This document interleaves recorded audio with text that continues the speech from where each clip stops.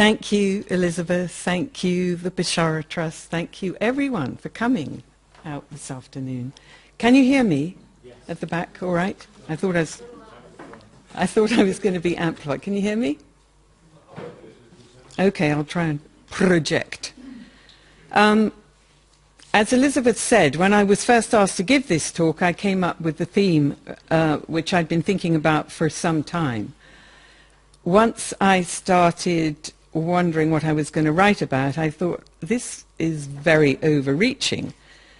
So I should start by stating that I have no credentials whatsoever to speak on these subjects as a philosopher or a theologian or a historian, and I am not, in any conventional sense of the term, a believer. I'm not a member of a religion, nor a strict follower of a prophetic tradition. I am interested in how these terms, atheism, agnosticism, belief, shift meaning depending on the context in which they're used, and especially in what the experience is of looking at the world and ourselves through each of these lenses. The interest is purely personal. For the past 10 years or so, I have joined a group of friends for weekly silent meditation. And it was probably at least 5 years in before any of us asked each other how it was we'd come to meditation. After I had described a little of my experience at the Beshara school, one of my friends said to me, "I wish I were a believer." I was quite taken aback, as I would not have defined myself that way. Not long after, I read the best-selling books on atheism by Richard Dawkins and Christopher Hitchens with a different group of friends, two of whom are here today, I'm so pleased to see, and found I was one of few in the room who did not clearly identify as an atheist. For the record, I don't think of myself as an agnostic either. So where does that leave me? Apparently, with an increasing number of the population of both Great Britain and the United States who identify as unaffiliated, the fastest growing category in both the 2011 British census and a recent US Pew Research poll on religion, which includes the religious and secular unaffiliated. I personally would in no way equate unaffiliated with uncommitted, and would state my religious path, if there were such a category, as wanting to see things how they really are, regardless of how they might be described by another. And I might also say, if there were enough room on the form, that although atheism, agnosticism, and belief appear to be in contradiction with each other, at times each one takes on a lens which seems appropriate through which to look at the world. We're all of us in the 21st century profoundly impacted by modern science and what might be called its artistic response, modernism. The project of modernism, so often derided for bringing about moral relativity in a godless world, has been hugely helpful at sweeping away illusion and breaking through perceptual barriers. The arts at their best do such a good job of conveying meaning without being definitive. So I wanted to explore this subject with the help of a few favorite paintings and a little through the lens of science.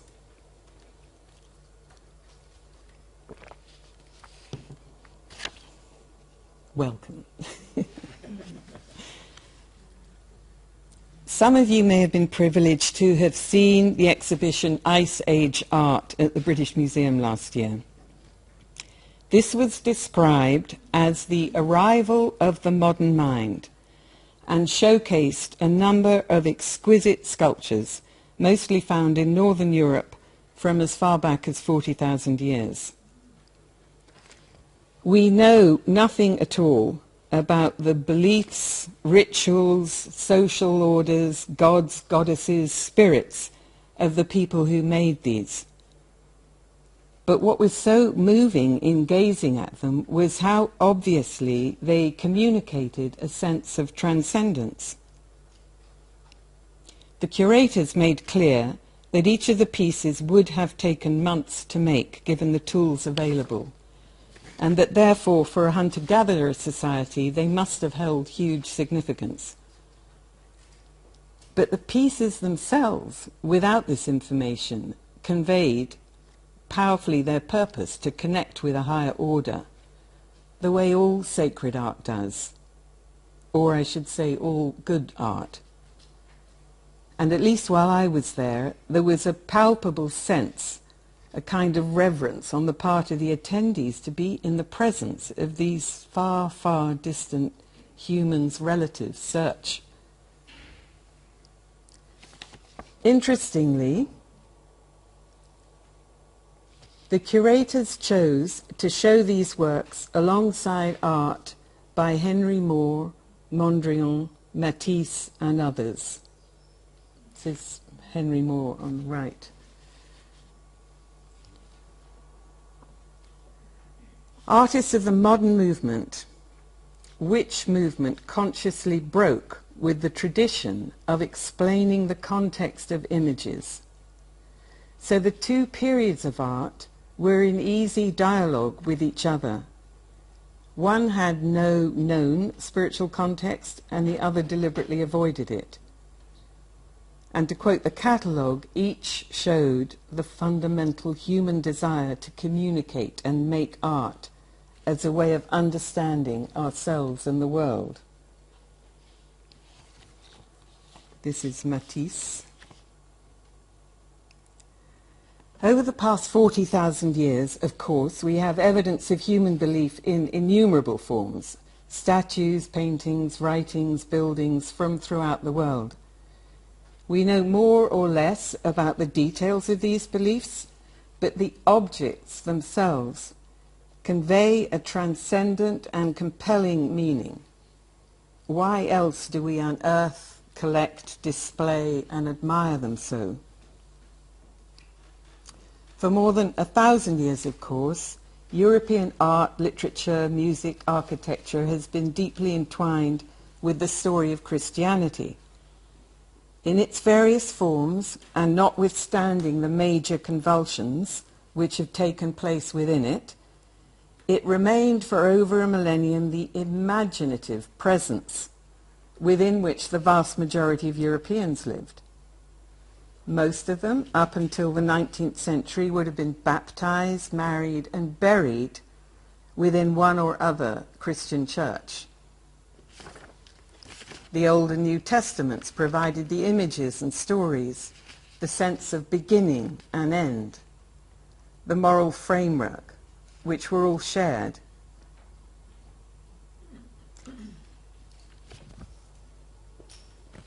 It's worth remembering this when we look back on the great crisis of faith which began to shatter the Christian narrative with the dramatic discoveries of the 19th century.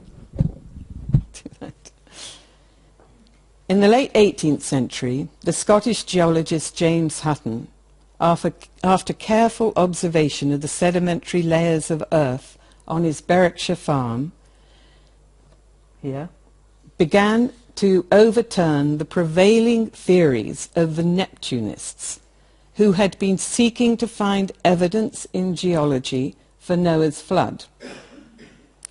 Hutton described a universe very different from the biblical cosmos, one formed by a continuous cycle in which rocks and soil are washed into the sea, compacted into bedrock, forced up to the surface by volcanic processes, and eventually worn away into sediment again.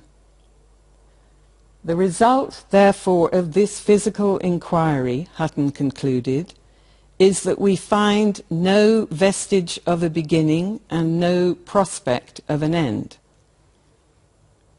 Hutton was accused of being atheist, of contradicting biblical truth.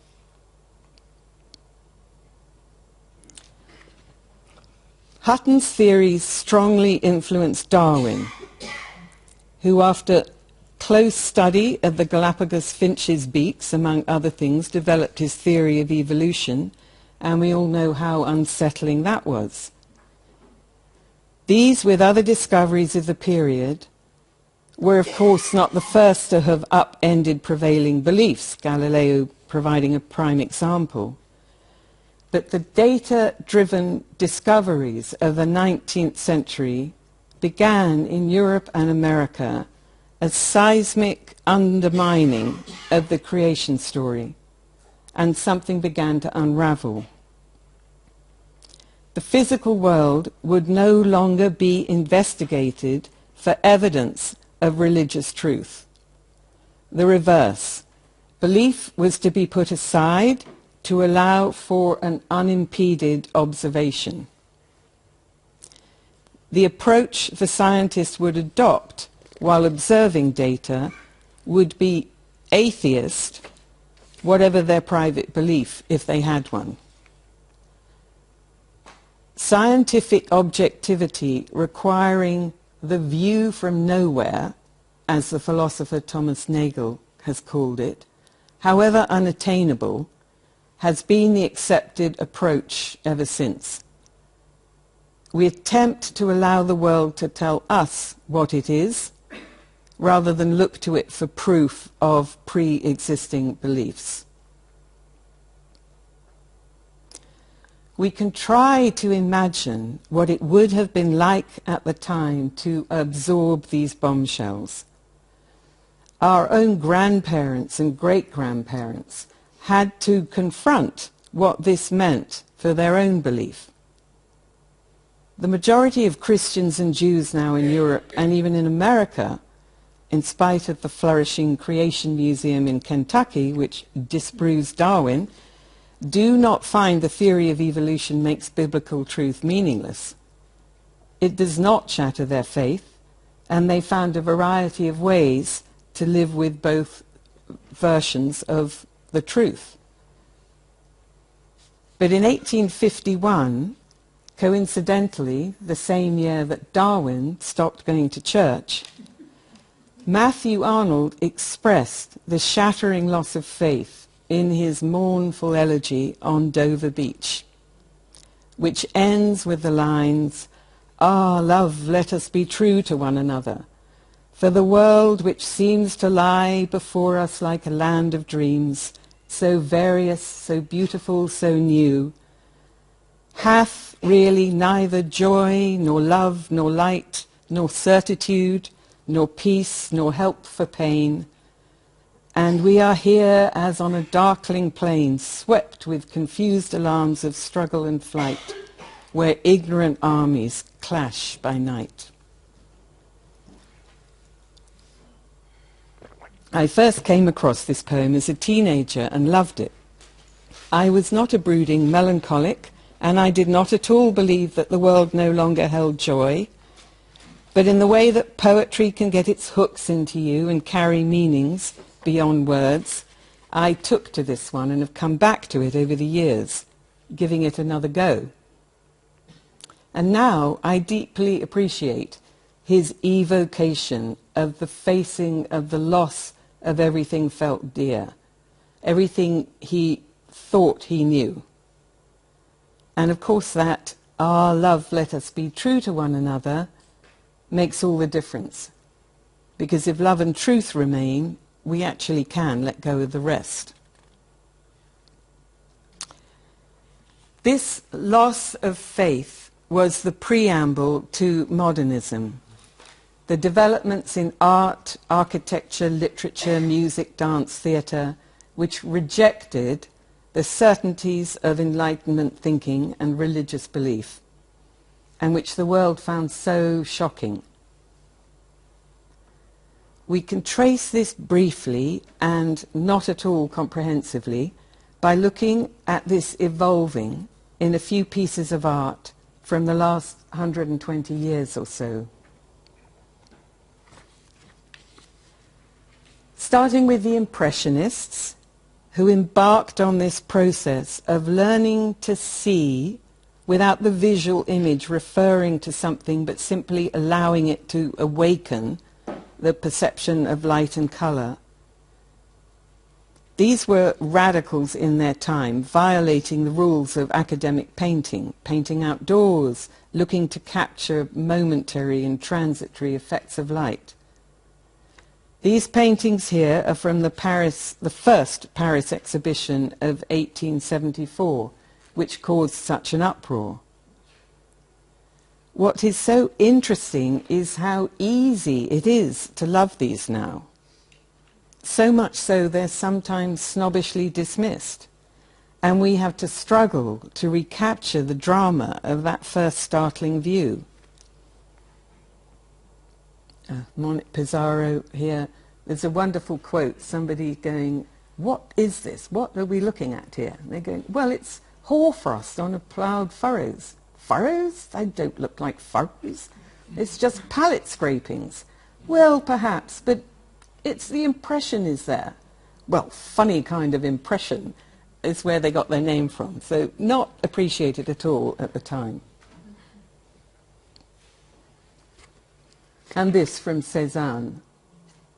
An over-exclusive love of yellow has compromised his future.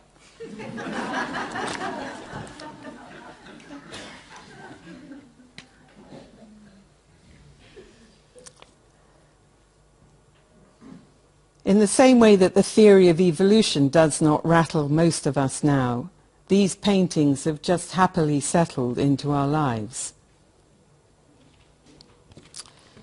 A few years later, Van Gogh, now apparently the most popular painter in the world, struggled alone to find, as he said in a letter to his brother Theo, the high yellow.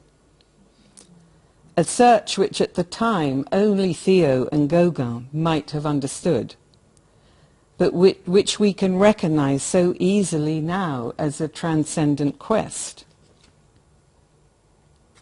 Now that yellow is so ubiquitous, we have to struggle to see past the endless reproductions to embrace the height he was searching for.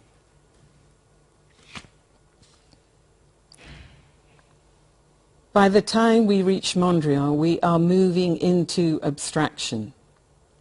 This from 1909, 1913, and 1936. The First World War has happened, the general theory of relativity has been published, all representational forms are abandoned. This is Mondrian talking. Today one is tired of the dogmas of the past and of truths once accepted but successfully jettisoned. One realizes more and more the relativity of everything, and therefore one tends to reject the idea of fixed laws, of a single truth. The important task of all art is to destroy the static equilibrium by establishing a dynamic one.